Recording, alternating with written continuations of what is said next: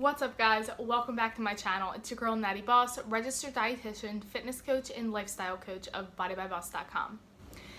Today I wanted to do just like a final conclusion of my project Light Feather. So if you're following me on Instagram and my previous YouTube videos, I had mentioned what this was.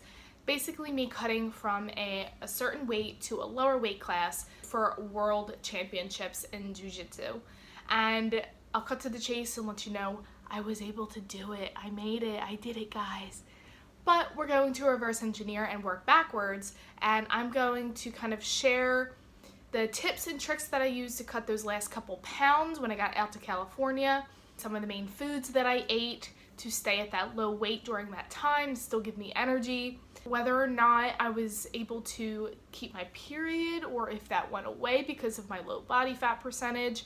And I also wanted to share my post-fight experience as far as eating the right kinds of foods to refuel your body. So without further ado, let's get into the video. So let's start with when I flew out to California. So when I flew out to California, it was Wednesday night I got in. Thursday, the venue was open. I didn't fight till Friday, so I had Thursday to kind of see where I was weight-wise. I went on the scale with everything I needed on my gi and everything, and my belt, and I was about 121, and I had to be 118 in my gi, so that gave me basically 24 hours to shave those 3 pounds off. And I was definitely scared, I'm not gonna lie, because I didn't want to be DQ'd for missing weight, so I was kind of freaking out, but I also had faith in the process and that it was gonna happen because I was gonna make sure that it happened. So basically, after I found that out, I went to the gym, I did a lot of cardio and sauna. I'm going to share some of the equipment that I used in the sauna to help shave just help basically rinse me out like a towel and get me as dry as possible. As far as cardio and working out, about a week leading up to it, my last training session was Monday, and then Monday, Tuesday, Wednesday, I just did a lot of cardio, basically on the spin bike or just like long, slow, steady on the treadmill. I didn't do any kind of high intensity interval training, so I was also trying to rest my muscles. I didn't want any kind of explosive plyo since I had been doing that for the past few weeks, just so I could really be at my top performance game and just not be fatigued when it came time to fight, because I was already going to be in such a low caloric and fluid deficit. So some of the techniques that I used for cutting this weight is something called Abilene. This is, if you guys know what sweet sweat is, it's basically what you rub on to help that thermogenic effect and just help to boost more calories, get you sweating quicker, so you basically sweat a lot, and that's one way to kind of dehydrate. This is basically a very cheap version of that sweet sweat. So sweet sweat's the name brand, which I do have, I just didn't pack it. So we ended up buying this when I was in California, and this is called Abilene. This stuff makes you sweat like beads of sweat where you never even knew you could sweat from. This stuff works. So what I did was I rubbed this all over my arms and my stomach, and then I put on my sweet sweat band.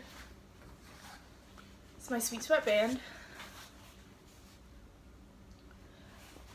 You wrap it around. This is like a rubbery material. You wrap this around your stomach really tight. Just helps to, again, with that thermogenic process, burn more calories, get you sweating. That's not a problem when you're wearing this bad boy. And then I wore leggings that were like fleece, like winter leggings, just to increase that temperature and get me burning those calories. And then I wore this magnificent, literally got it off Amazon. Actually, shout out to the boy because he bought it for me. This is like, it kind of looks like a diver suit, but it's shorts, so it goes to my mid-thigh and a short sleeve. It zips up right here. I will post a picture of me when I took it just so you kind of see what it looks like. This really gets your body really heated on the inside. So I did all of that while riding the bike, while hitting the sauna. The rest of Thursday, I believe I had zoodles, just zucchini noodles with some marinara. It was like my one meal of the day, and I didn't want to kind of gain all that fluid back that I was just sweating out. So I basically had a chill day Thursday and tried to get some early sleep. But then Friday, what we did, I woke up, we went right to the venue to see where I was, and the tactics that we used worked. I was 118.6 in my gi, so I had to be 118.0, so I was still over. No worries. We went back to the gym. I did my same get up for about an hour. And then I went back to the venue and I weighed in at like 116. So I was way under at that point. This is in my gi. So I was about 113 dry weight. And from the whole process of it all, I started at my highest around 125 and then ended about 113, which is about like 12 pounds. So that's a that's a big number for somebody my size, for as lean as I am and as small as I am. And I was like a little shriveled up cucumber. It just felt like I was like muscle and like old people's skin.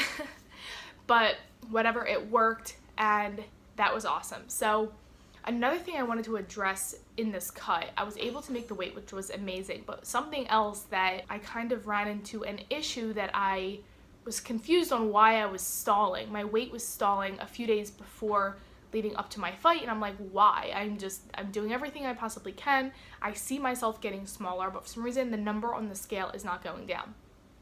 I found the answer. When I was on the plane ride to California, your girl got her monthly visitor. So I realized I was holding a lot of bloated weight because of my period. So we had to also get water pills to kind of help kind of expunge that. So those were just some things that you kind of run into, and you have to make adjustments along the way to kind of do that. But as far as Project Light Feather is concerned, I was able to make the weight. I did great in my performance. I am super happy with my performance.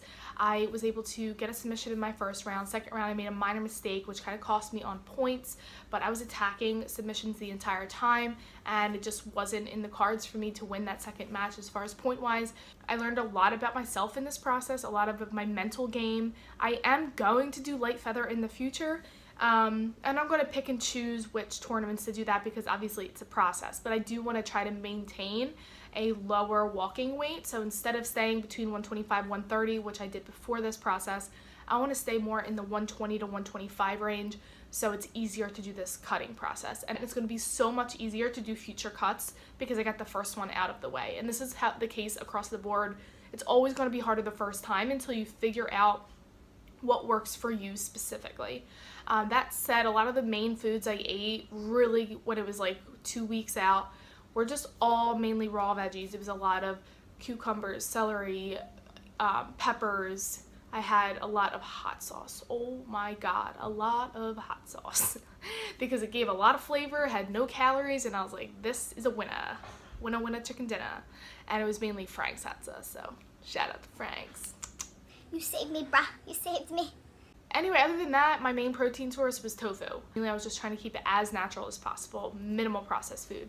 So it was just tofu and veggies. But one thing I wanted to mention real quick was in regard to the period. So I actually had zero idea that I was going to get it. I had kind of shocked myself because being such a low body weight, I was really skeptical that I was going to get my period. It's really common for athletes at that elite level with a low body fat percentage to skip and miss their period, and it didn't happen to me. I got my period like normal, and I was actually really relieved and excited because that meant that I did my cut the right way.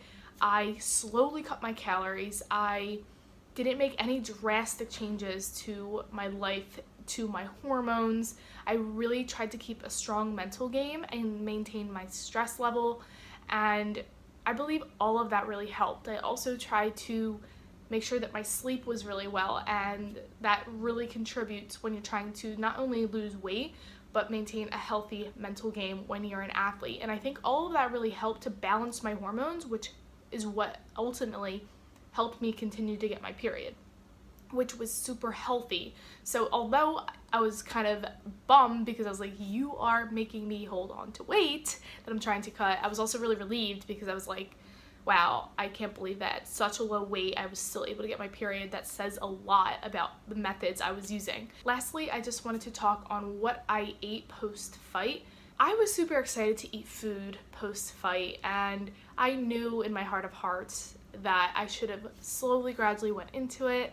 But I also, part of me was like, girl, you deserve this. And so I went with the other girl. I went with the little devil on my shoulder, not the angel. And I ate so much food. Of course, it was probably still in the healthier range, like cauliflower buffalo wings. I had roasted Brussels sprouts, had like this huge pesto vegan dish. It was delicious, but the thing was, what I later found out, I had way too much fiber, not even necessarily calories. I had way too much fiber in one sitting, and just throughout the day, from going to eating like cucumbers and zucchini noodles and like one meal a day, minimal fluid intake, to completely across the board. Although I knew that I was probably going to have a stomach ache, I didn't know that it was going to react that badly. The next day after my fight, I was violently ill. I had a migraine like a mofo. I was throwing up. I had explosive diarrhea. Sorry if that bothers you guys, but it's true. And I felt like just ultimate shit. And I learned my lesson quick. I'm going to go the natural route, the right route, and slowly implement it in, slowly but surely, not go crazy, because that's when stuff like that happens. So I learned my lesson, and that's something I want to definitely share with you guys. Don't get overexcited about eating exactly right after your meals. You can still eat, but it's just do smaller portions throughout the day and gradually build up to those calories, as opposed to everything in one sitting. You're not going to feel good, okay? You're not. And I was even choosing healthier food. So if you are going to go across the spectrum and choose shit like pizza and burgers, you're really gonna hit hard, okay? And I want to prevent that, because it wasn't a good feeling at all. All right, so I hope this gave you a little bit of insight. This is basically just like, I know it's a little bit longer than normal, but this is just a conclusion of everything I gathered, how I was able to make my project Light Feather. Yes, you will see me in Light Feather more often if you do jiu-jitsu. I am super excited for that, but I'm also excited to eat my carbs and to just eat without restriction. And it's such a great feeling to be able to do that again, because it sucks when you can't go out with your friends. It sucks when you can't just enjoy a simple sweet potato because you're cutting carbs, and sweet potatoes aren't bad for you. So knowing I have no restrictions, I just feel so much more at ease. But I'm so glad that I was able to do this and share this journey with you guys. And if you have any other questions about my cut, or if you're doing your own cut, or just anything like this realm, make sure you comment below, or you can shoot me an email at natalie@bodybyboss.com. Shoot me a DM on Instagram and all that stuff. You know what to do by now. But thank you for taking the time to watch this video. This was a great process for me, physically and mentally, pushing my limits as an elite athlete, and I really enjoyed it. Don't forget to give this video a thumbs up, subscribe to your girl's channel, share this video with a friend, especially somebody who does jiu-jitsu and needs to learn this stuff and really understand, you know, how to do this properly in the proper methods. And I will see you guys in the next video.